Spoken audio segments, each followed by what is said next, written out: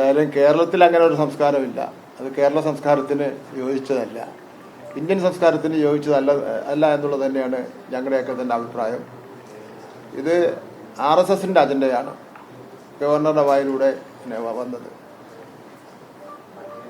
കേരളത്തിലെ വിദ്യാലയങ്ങളിൽ പഠിക്കുന്ന ഒരു വിദ്യാർത്ഥിയെ കൊണ്ടും അധ്യാപകൻ്റെയോ മറ്റാരുടെയും കഴിപ്പിക്കുന്നതിനുള്ള അവസരം ഉണ്ടാക്കുന്നതല്ല എന്നുള്ള കാര്യം ഞാൻ സൂചിപ്പിക്കുകയാണ്.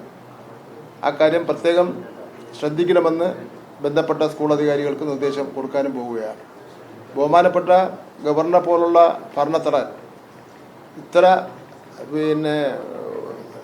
ഇത്രമാത്രം നമുക്ക് വേദന ഉണ്ടാക്കുന്ന രൂപത്തിലുള്ള അഭിപ്രായ പ്രകടനങ്ങൾ നടത്തുന്നത് വളരെ ദുഃഖകരമാണ്. നമ്മുടെ കൊച്ചു മക്കളെ കൊണ്ടാണ് കാല് കഴിപ്പിച്ചിരിക്കുന്നത്. അത് ഭാരതീയ സംസ്കാരത്തിൽ എവിടെയാണത് പറയുന്നതെന്നുള്ളവർ എനിക്കറിയില്ല.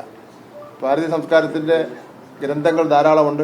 ഏതെങ്കിലും ഗ്രന്ഥങ്ങൾ പറയുന്നുണ്ടോ സ്കൂൾ കുട്ടികളെ കൊണ്ട് BJP നേതാക്കന്മാർ കാല് കഴിപ്പിക്കണമെന്ന്? അതാണ് കേരള സംസ്കാരം എന്ന് എവിടെയെങ്കിലും പറയുന്നുണ്ടോ? ഒരിടത്തും പറയുന്നില്ല. അല്ല, അതിൽ ഞങ്ങൾക്ക് അതിൻ്റെ പരിമിതിയുണ്ട്. അത് ഗവൺമെൻറ് സ്കൂളല്ല, എയ്ഡഡ് മാനേജ്മെൻ്റ് അല്ല.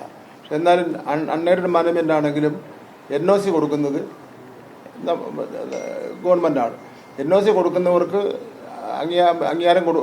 അംഗീകാരം കിട്ടുന്നതിന് വേണ്ടിയുള്ള നോ ഒബ്ജക്ഷൻ സർട്ടിഫിക്കറ്റ് കൊടുക്കുന്നവർക്ക് നടപടി എടുക്കാനുള്ള അംഗീകാരമുണ്ട്.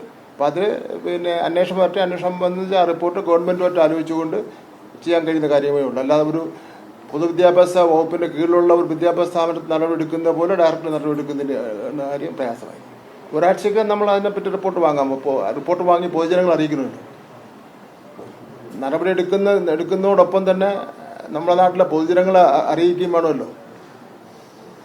ജനങ്ങളൊക്കെ കൂടെ നാളെ മുതൽ ഈ കാല് കഴുകാൻ കുട്ടികളെ കൊണ്ട് ഞങ്ങളെ മക്കളെ കൊണ്ട് കാല് കഴിപ്പിക്കാൻ പറ്റില്ലെന്ന് പറയുകയും അങ്ങനെയുള്ള സ്ഥാപനങ്ങളിവിടെ വേണ്ട എന്ന് അവർ ജനങ്ങൾ തീരുമാനിച്ച് എന്ത് ചെയ്യാൻ പറ്റും?